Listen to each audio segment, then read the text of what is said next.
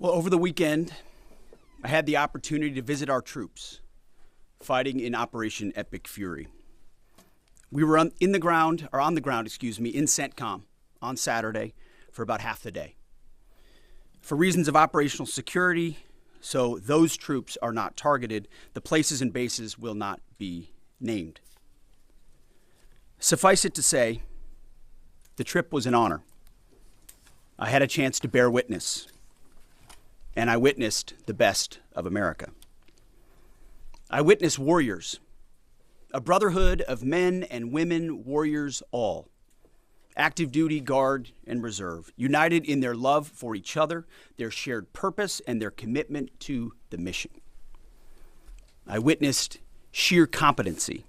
I watched a private first class confidently calling out an enemy missile trajectory to a room full of officers. Everyone focused. The room was locked in. 2 enemy missiles successfully shot down. I spoke to Air Force and Navy pilots on the flight line who every day both deliver bombs deep into Iran, but also shoot down drones defending their base. Many had just returned from the skies of Iran and Tehran. I put on a headset and spoke to one crew in the cockpit, locked and loaded, each and every day. I witnessed ingenuity, American ingenuity. I met the young Army officer who figured out how to neutralize maneuvering enemy missiles, saving countless lives. His commander confirmed that the whoops and cheers erupted in the Tactical Operations Center when his new approach was first successful.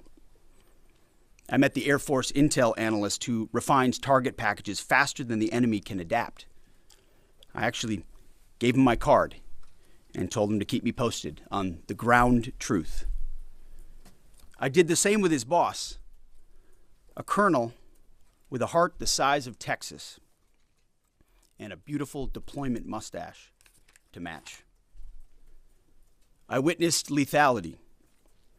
I met a junior airman as the sun was going down and a chill was setting on the tarmac, who, when asked what they needed, she simply looked up at me with a sly smile on her face and said, "More bombs, sir, and bigger bombs.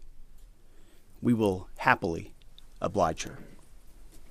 I met the Army targeting team who found and sunk the pride and joy of the Iranian Navy, their fighting position plastered with images of sunken enemy ships. And I witnessed urgency. Right when we landed, another C-17 landed just minutes after us. And within 30 seconds of the aircraft coming to a full stop, a team on the ground pulled up and the cargo was being uploaded. Wartime speed. To a man and to a woman, on the ground, in the air, on the flight line, and in the TOC, I heard, "We want everything faster, higher op tempo, wartime speed." The feeling was the exact opposite of the rotational units year after year in the wars in Iraq and Afghanistan that we're so familiar with. In those wars, it was always about the next rotation, never knowing when the mission would end or exactly what the mission was, year after year. Not with Epic Fury. I witnessed urgency to finish the job, urgency to achieve mission success, not looking at the next rotation, only moving as fast as possible to win. I got a chance to troop the line, to witness firsthand what we already know is true. I spoke to all ranks and all services, none of whom knew we were coming. It was not rehearsed or scripted. Sometimes we just wandered. What I witnessed was motivation. It was sheer mission focus. It was the American warrior unleashed. It was the kind of warfighting American spirit that comes with a clear mission against a determined enemy. A crew chief we flew with summed it up nicely. He said, "It's been a busy few weeks, sir. Tough stuff. But I'm so honored to be called up. This fight is long overdue. We need to address it for our kids. We cannot pass the buck. Please thank the president from us." I heard that time and time again. I asked each young American, "What do you need?" And nobody said better equipment. Nobody said more comfortable living conditions. Nobody said, "Send me home." Well, of course, eventually we want all those things. They do too. But what those Americans said to me, young and old, officer and NCO, male and female, black and white, was, let's finish the mission. Get us even more bombs, bigger bombs, more targets. Let us finish this. In fact, Admiral Cooper noted this morning that the 3 Air Force captains shot down by Kuwaiti-friendly fire early in the fight weeks ago. They never left the theater. All dropped bombs over Tehran last night.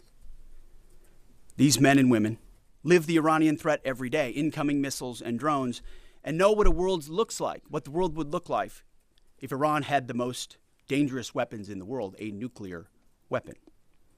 As President Trump has said time and time again for years, and in this administration, Iran cannot have a nuclear bomb, and they won't. These troops, they want to finish this fight for their kids and their grandkids. This is about history. This is about legacy. Success matters. And because of this president and these Americans, we're closer than ever before to winning. President Trump is doing what no other president had the guts to do. Previous presidents were all talk. He's all action. On the battlefield, because of the latitude the president has given us, American firepower is only increasing. Iran's decreasing. We have more and more options, and they have less.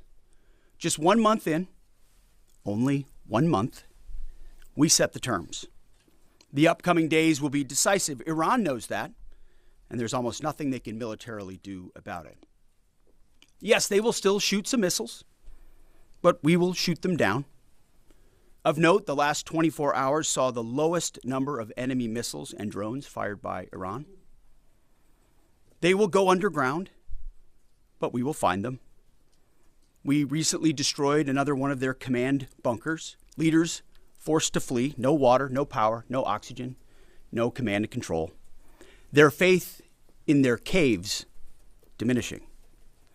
The latest intel is clear out of CENTCOM. Our strikes are damaging the morale of the Iranian military, leading to widespread desertions, key personnel shortages, and causing frustrations amongst senior leaders. Just last night, we had 200 dynamic strikes alone. Dynamic strike is a strike where a pilot leaves, and during their flight, they get a new target set based on real-time intel given to them. A new launcher, a new location, a new troop formation. A dynamic target is one that changes while you're in the air because of improved intelligence. 200 dynamic strikes alone, in addition to the pre-planned targets. The video the president posted last night of Esfahan, an ammo depot struck by U.S. bombers. You see, you don't get to see many of those videos because, as a reminder, Iran has still shut off the internet to 99.9% of its population. But if Iran is wise, they will cut a deal. President Trump doesn't bluff, and he does not back down. You can ask Caine about that. The new Iranian regime should know that by now. This new regime, because regime change has occurred, should be wiser than the last. President Trump will make a deal. He is willing. And the terms of the deal are known to them. If Iran is not willing, then the United States War Department will continue with even more intensity. Standing here this morning in this briefing room, in my mind's eye, I'm actually looking out at the groups I met this weekend. The pilots, the logisticians, the intel analysts, the targeters, the sustainers, the flight crews, the air defenders, the base security, those maintainers who we walked up at sunset with the chill in the air on the flight line. May God watch over all of them each day and each night. May his almighty and eternal arms of providence stretch over them and protect them and bring them peace. In the name of Jesus Christ. And amen. Mr. Chairman, over to you. Thank you, Mr. Secretary, and good morning, everyone, and thank you again for being here. As operations continue, I remain deeply grateful for the service and determination of 2.8 million members of our joint force, each of whom are serving something greater than themselves. Every day, those deployed, and in many cases, those at home who are deploying forward, and bomber pulses and others, put themselves in harm's way, and we owe them a deep debt of gratitude. I remain especially grateful for our fallen who gave the ultimate sacrifice. We'll never forget their valor and their determination to do something greater than themselves. And each day we continue to earn what they've given to us. This morning I want to share that yesterday the Joint Force had the honor of participating in the burial of Colonel Clarence Emil Bud Anderson, who passed away in May of 2024 at the ripe old age of 102. He was laid to rest in Arlington Cemetery yesterday morning alongside his wife of 70 years, Eleanor, who he married on February 23rd, 1945. She passed away in 2015 at the age of 92. Bud, yesterday, a legend to our Air Force and fighter pilots everywhere, was honored with a combination flyby of F-35s and a four-ship of P-51 Mustangs. He was one of the most prolific flying aces of World War II and the highest scoring P-51 ace with 16 and a quarter kills in his squadron and in his group. And he served from 1942 to 1972, and his last combat tour was flying F-104 Thunder Chiefs over North Vietnam. For anyone that had the chance to meet Colonel Anderson, you knew what an incredibly special man he was. And that's true for each and every one of our World War II vets who become fewer and fewer with each passing day. They are the greatest generation and give us the gift of an incredible example as we execute Operation Epic Fury today. And Colonel Anderson, we mourn for your loss and remember that smile on the right side as you went out to do our nation's business. I'd like to now share an operational update. Our Joint Force continues to focus on our military objectives as we systematically continue to degrade and destroy Iran's ability to project power and threaten stability beyond its borders. First, the Joint Force continues to destroy Iran's ballistic missile and UAS capabilities. We remain focused on interdicting and destroying the logistical and supply chains that feed these programs. And this remains a truly joint effort prosecuted around the clock from air, land, sea, space, and cyberspace. Long-range bombers from U.S. Strategic Command are coordinating with tactical fighter aircraft from our Joint Force launched from bases around the region and the continental United States, while simultaneously Navy fighters from the sea and sailors continue to project power from the sea, while Army and Marine artillery units continue to execute long-range precision fires deep into enemy territory against high-value targets. Meanwhile, on the defense side, our Army and air defenders and aviators, as the Secretary talked about, remain vigilant, forming a shield to protect our forces and our partners, intercepting missiles and drones. Together, we continue to deliver precision strikes against key manufacturing nodes, component storage sites, research facilities deep within Iranian territory. And over the past 30 days, we've struck more than 11,000 targets. Given the increase in air superiority, we've successfully started to conduct the first overland B-52 missions, which allow us, as we've said before, to continue to get on top of the enemy and, as the Secretary talked about, switch towards more and more dynamic targets, servicing mobile targets around the battle space. We've continued to do the work against Iran's missile, drone, and naval production facilities, and we continue the multi-domain pressure that we've talked about. Second, on the Navy front, we continue to assert dominance over the Iranian Navy. We remain focused on targeting their mine-laying capability, their naval assets, and we've now, as I mentioned briefly last time, started to work attack helicopters and other close air support assets into the naval domain.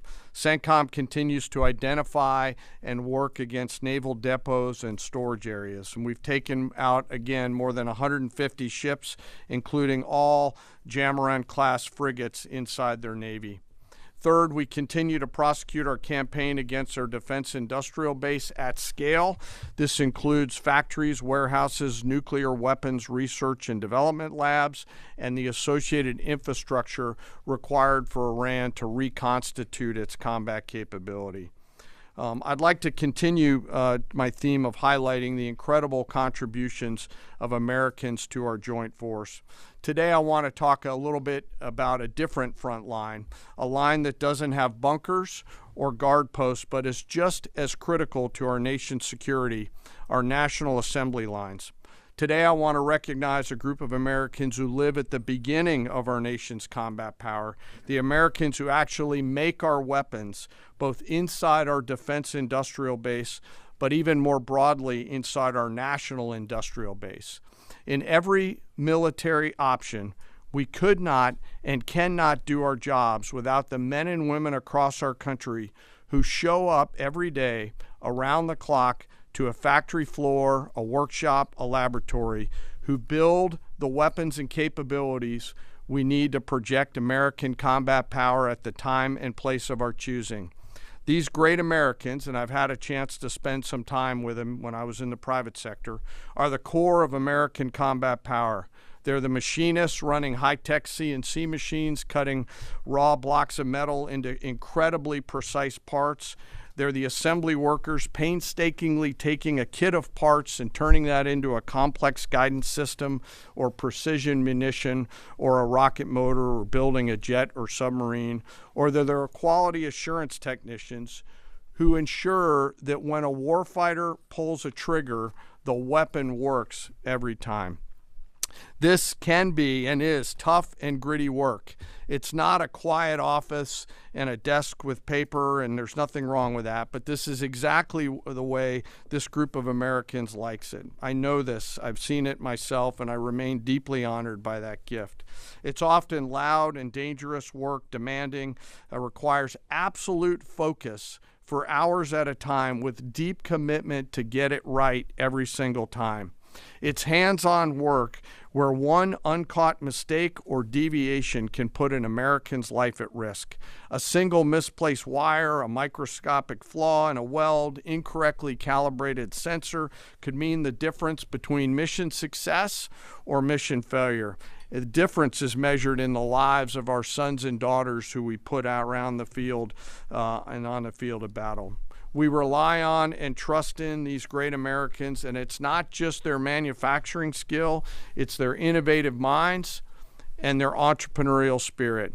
From those who build exquisite capabilities down to the mom and pop machine shops all over this great country, they live at the beginning of and the core of America's combat capability, constantly adapting, constantly improving, constantly learning. And there are examples of this throughout history and current days, to include building things like the F-117 stealth fighter, the B-2 stealth bomber, making our combat capability undetectable over the enemy, to today's B-21 and F-47. It's work like in the shipyards of the East Coast and Northeast side of the United States that go out and build America's nuclear submarines that allow us to patrol around the world at the time and place of our choosing. These innovators, these workers, these incredible Americans don't get the same glory as a fighter pilot returning to a carrier deck at night or an artilleryman sending rounds downrange, and yet they show up every single day, and without them, we could not do the work that we are tasked to do. 24/7, they build the tools that we need to do our business. The skill, the commitment, the patriotism, the dedication poured into every piece of combat capability and hardware is seen and felt out at the edge of the force, as the Secretary talked about those young bomb builders out in the desert that he had the chance to see. You can see it, you can feel it, and it's real, and we're deeply grateful. So to the American workforce out there, both inside our defense industrial base and in our national industrial base, thank you on behalf of the Joint Force. We carry the weapons that you build. We rely on the systems that you create, and the distance from that factory floor and that assembly line to the front line is incredibly short. Thank you. Keep it up. And to our adversaries out there, I remind you to beware of the American workforce. We continue to press forward in our military objectives. The Secretary and I remain deeply humbled by the spirit, tenacity, commitment, and grit of our 2.8 million member strong joint force. I want to, as always, thank the force and their families, and as always, remember our fallen. We carry with them and their names every day. Sir, I'll turn it back over to Absolutely. you. Well, thank you, Mr. Chairman. Two things. He didn't note it, but in memory of Colonel Bud Anderson, the chairman himself flew his F-16 to honor him recently. And thank you for highlighting the defense industrial base, the arsenal of freedom. It's worth noting no one has rebuilt that defense industrial base faster and with more purpose than President Trump in his first term. And now we're rebuilding the arsenal of freedom. Our defense industrial base is more vibrant today than it's been since World War II and growing rapidly. Contrast that with Iran, whose defense industrial base is nearly completely destroyed. Their ability to reconstitute the weapons of war they're using now that they're hiding in underground facilities and attriting over time, their ability to rebuild that is negligible. And I think that contrast is an enduring legacy of this as well, right here. Thank you for your time. We've had some signaling that the U.S. will retake control of the Strait of Hormuz. At that point, what military posture will be imposed to guarantee safe passage for our allies, deter our enemies, and demonstrate U.S. dominance in the region? And also, can you speak to how much America's adversaries, Russia, China, North Korea, how much they're supporting Iran's war machine at this point with arms and intelligence, and what we are militarily doing to punish the enemy coalition? Appreciate both questions. On the Strait of Hormuz, there are many more vessels flowing through today than there were. As the president has arranged. The president's been clear to Iran, open it for business, or we have options, and we certainly do. And when you look at what the chairman laid out with the Navy industrial base, with coastal cruise missiles, with UAVs, with counter mine capabilities, we've been focused from the beginning on attriting and defeating those capabilities and limiting their options. There's lots we're doing as well, some of which is known, some of which is not known, to set the conditions. And I think the president was clear this morning in his truth that there are countries around the world who ought to be prepared to step up on this critical waterway as well. It's not just the United States Navy. Last time I checked, there was supposed to be a big bad Royal Navy that could be prepared to do things like that as well. So he's pointing out this is an international waterway that we use less than most, in fact, dramatically less than most. So the world ought to pay attention and be prepared to stand up. President Trump's been willing to do the heavy lifting on behalf of the free world to address this threat of Iran. It's not just our problem set going forward, even though we have done the lion's share of preparation to ensure that strait will be open, which is an outcome the president's been very clear on. As far as Russia and China, we know exactly what they're doing, what they are or are not doing. We don't have to air publicly what all of that is, but where necessary, we're addressing it, we're mitigating it, or we're confronting it head on. I don't know if you have anything you want to add. No, sir. I think you covered it. Do you have any timeline for operability in the strait? Thank you, Mr. Secretary. David Zier, Real America's Voice. And I witnessed that enthusiasm on the lines and our submarine builders and ironworks. It's unbelievable. But I just wanted to ask you, what's the status of the delivery of any hardened bunkers for additional protection for our troops? And without getting too specific, what kind of measures are we taking to protect some of the larger, more strategic aircraft like the Sentry and other? Well, it's a great question. I'll say what I witnessed where I went was a completely locked-in discipline of bunker use and bunker improvement. So from the beginning, as we stated very clearly, the first thing we did was set up a defense and make sure our defensive capabilities were maxed out before any of this even started. That included fortifications as much as possible, but it also included disbursement. If all of our people are in one place, you could imagine why that's a big problem. So dispersing is part of that defeat. Alongside that disbursement is more and more bunkers. And I can tell you, talking to base commanders, talking to our allies in Israel, talking to others, rapidly fielding that and then improving those positions is a theater priority, no doubt, as are the air defenses.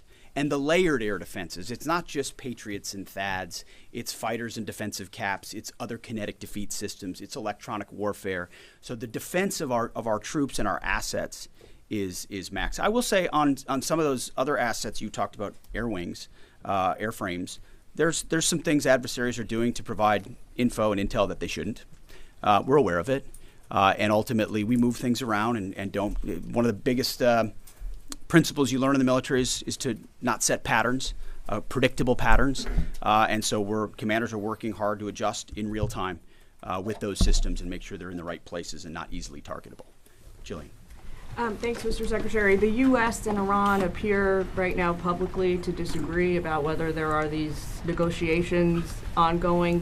What impact does that have on military strategy? Does it have any bearing at all? And General, the President wrote yesterday that the U.S. might destroy Iran's electricity generating plants and oil wells. Those are his words before ending this operation. Is there a way to do either of those things without seriously jeopardizing or seriously harming civilians?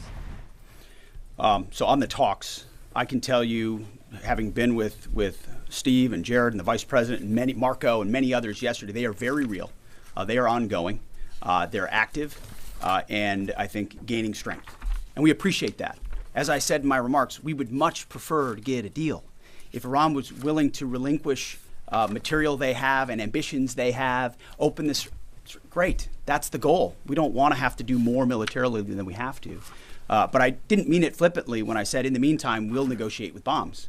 Our job is to ensure that we compel Iran to realize that this new regime, this regime in charge, is in a better place if they make that deal.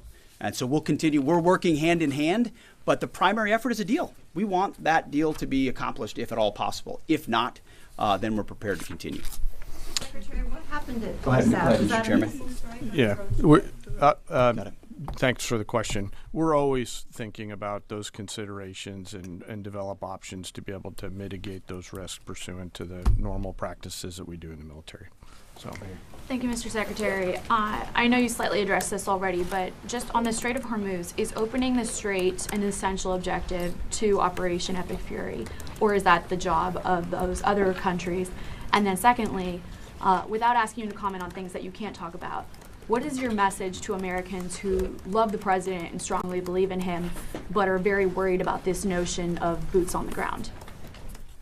Well, first on the Strait of Hormuz, our core objectives from this podium, from day one, from me, from the chairman, from the president, from the vice president, from Secretary Rubio and others have been clear. Defense missile production and missile programs, so their entire missile program, defense industrial base and production ability to build, and Navy and power projection. So those have been, and then of course, wrapping it all is Iran's never going to have a nuclear weapon. So those have been very clear. Defeating the Navy is a core part of ensuring they can't project that kind of power.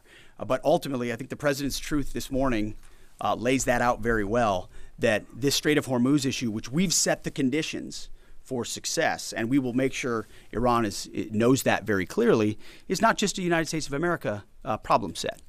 We've been willing to lead. President Trump's led the entire time. But it's not just us. So ultimately, I think other countries should pay attention when the president speaks. He's proven that when he speaks, he means something. And he's pointing out, you might want to start learning how to fight for yourself. It's something some of us have been saying for quite some time.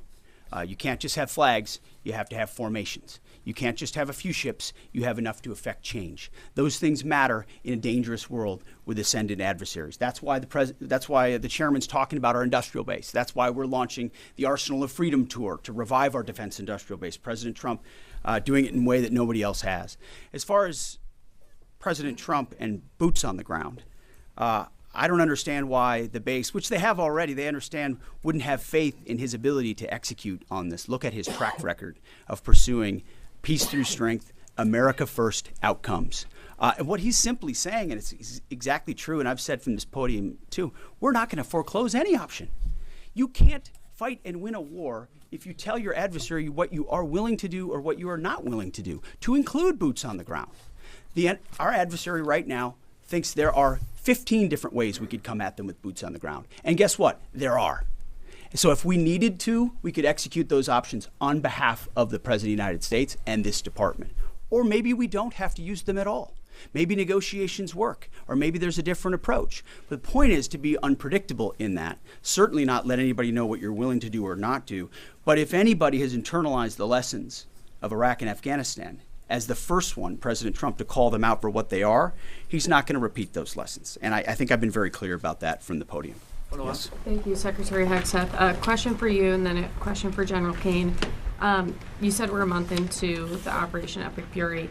How long until the objectives are achieved? And is there a scenario where a deal is struck before the objectives have been achieved? And then for General Caine, there's been lots of media coverage that suggested a ground invasion is imminent. What other purposes might the soldiers and the Marines who have been deployed over to the Middle East serve in this conflict? Well, just like the previous question, it's sort of military 101. Don't tell your enemy what you're willing to do or not do, and don't tell your enemy when you're willing to stop, especially an enemy that likes to hide in bunkers and try to hoard their missiles and hope you'll wait you out. So that's not a question I'm going to answer, or the president has said definitively. We have our own goals and guidance and things military objectives that we're moving toward and things that we look at. And as he's articulated, he's said 4 to 6 weeks, 6 to 8 weeks, 3.